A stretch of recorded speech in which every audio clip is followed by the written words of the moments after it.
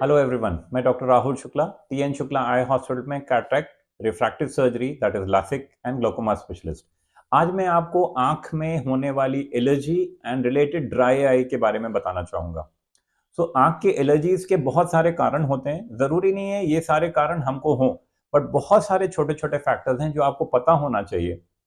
ये चीजें आपको पता होने से आपका होराइजन बड़ा होता है, आपको पता लगता है कि हाँ, ये चीज मुझे आंख में तकलीफ करा सकती है। तो सबसे कॉमन है आंख के अंदर जाने वाली धूल, जो सड़क पे धूल होती है। दूसरा होता है आंखों में गाड़ियों के पीछे से निकलने वाला धुआं जो लगता है। थर्ड होता है किसी भी तरीके का कंस्ट्रक्शन वर्क, सीमेंट का काम हो रहा है, पेंटिंग हो रही है, पॉलिश हो रही है, पुट्टी हो रही है, टाइल्स कट रही हैं, प्लास्टर हो रहा है, फर्नीचर का काम हो रहा है, वार्निश हो रही है। ये सब चीजों की फ्यूम्स और ये धूल हमारी आंखों में एलर्जी कराती है। इसके अलावा किसी भी तरीके का कॉस्मेटिक, हमने हेयर कलर यूज किया हुआ है, हमने फेस क्रीम यूज की है, उसका ब्रांड चेंज कर दिया है, हमने hair wash, face wash change कर दिया है ब्रांड, हमने परफ्यूम्स का ब्रांड चेंज कर दिया है। तो ये ध्यान रखिएगा, कुछ तरह की परफ्यूम्स आपको, कुछ तरह के हेयर प्रोडक्ट्स आपको, कुछ तरह के हेयर कलर्स और फेस क्रीम्स आपको सूट करते होंगे। जरूरी नहीं वो महंगे हों, जो आपको सूट करे वो आपके लिए बेटर है। तो हो सकता है एक सस्ता ब्रांड, जो सो कॉल्ड सस्ता ब्रांड है, वो आपको सूट करे। महंगे ब्रांड्स आपको आंखों में तकलीफ दें, that you have to make sure. आपको पता होना चाहिए कि ये मुझे तकलीफ देता है। फिर होता है किसी भी तरीके का पेट, अगर आपके यहाँ है, कोई भी अगर डॉगी है या कैट है, तो उसका फर। उसके अलावा आप गार्डनिंग अगर करते हो, घर में आप तड़का दे रहे हो और उसका जो फ्यूम्स उड़ रही हैं, ये सब चीजें आंखों में एलर्जी कराती हैं। फिर आंखों को हम इस तरीके से रब करते हैं, खुजली करते समय हमें रब इस तरीके से नहीं, नकल्स इस तरीके से आंखों में खुजली करनी चाहिए ऊपर हिस्से में। खुजली होने का मतलब यह है कि हमें एलर्जी हो गई है। खुजली के कारण आंखों में सूखापन आता है, सूखापन के कारण आंखों में आंख लाल हो जाती है, जिसके कारण हमें फिर आंखों में खुजली होती है। तो ये एक सर्कल है, ये एक साइकिल है जिसमें हम फंस जाते हैं। जब कभी भी ये हो, आप अपने नियरेस्ट आई स्पेशलिस्ट के पास जाएं और मिले। ध्यान रखिएगा, कैटरेक्ट सर्जरी के बाद ये चीजें ज्यादा होती हैं, खास करके पहली बार मौसम बदलता है जब। तो ठंड से स्प्रिंग सीजन आया, बसंत ऋतु आई, उसके बाद गर्मी आई, बारिश का मौसम आया, फिर ऑटम सीजन आया। इन सब चेंज ऑफ वेदर में first year after cataract surgery हमारी आंखों में एलर्जीज और ड्राइनेस ज्यादा होती है। जब कभी भी ये हो, डू मेक श्योर कि आप अपने आई स्पेशलिस्ट से मिलें।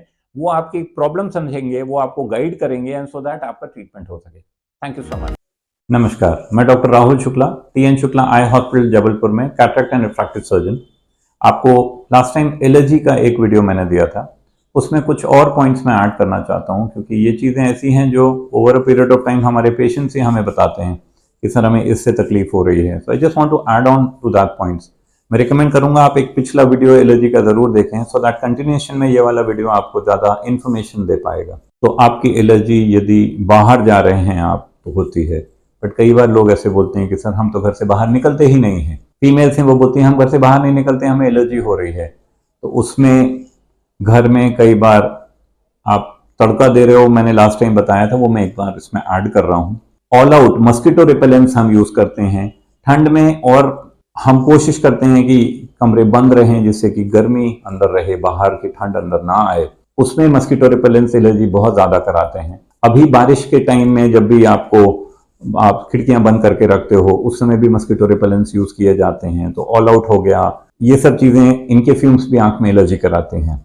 उसके अलावा यदि हम बहुत दिनों तक अपनी बेडशीट्स और पिलो कवर्स को नहीं धोते हैं तो उसमें माइट्स और टिक्स होते हैं, जो कि हमारी आंख में एलर्जी कराने के लिए सक्षम होते हैं। They cause allergies in the eye. तो ये 2-3 पॉइंट्स में और ऐड करना चाहता था, क्योंकि ये चीजें हमारी जागरूकता बढ़ाती हैं। जिस तरीके से हम ये सब चीजें बुक्स में पढ़ सकते हैं, बट एलर्जी एक ऐसी चीज है कि हर पेशेंट हमें कुछ ना कुछ नया बता के जाता है कि हमें इस चीज से एलर्जी होती है। कई प्रकार के खाने होते हैं जिनसे एलर्जी होती है, और जरूरी नहीं है कि हर इंसान को उसी चीज से एलर्जी हो।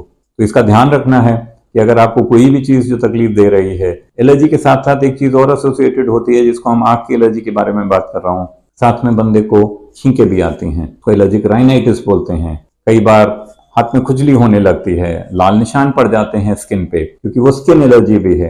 और ये चीजें यूजुअली एक दूसरे के साथ एसोसिएटेड होती हैं, एक दूसरे के साथ जुड़ी हुई होती हैं। तो ये नहीं समझिएगा कि सिर्फ आंख की एलर्जी एक जैसी साथ हो रही है। कई बार आपने कुछ खाया है, कई बार आपको कोई चीज गले में गई है, आपको छींकें आई हैं, स्किन में आपकी एलर्जी हुई है, उसके कारण आपको छींकें भी आ रही हैं क्योंकि वो चीज़ गले में घुल गई है, और उसके 1-2 दिन बाद आपको आंख में एलर्जी भी होती है। ये चीज़ें just add on to the old video.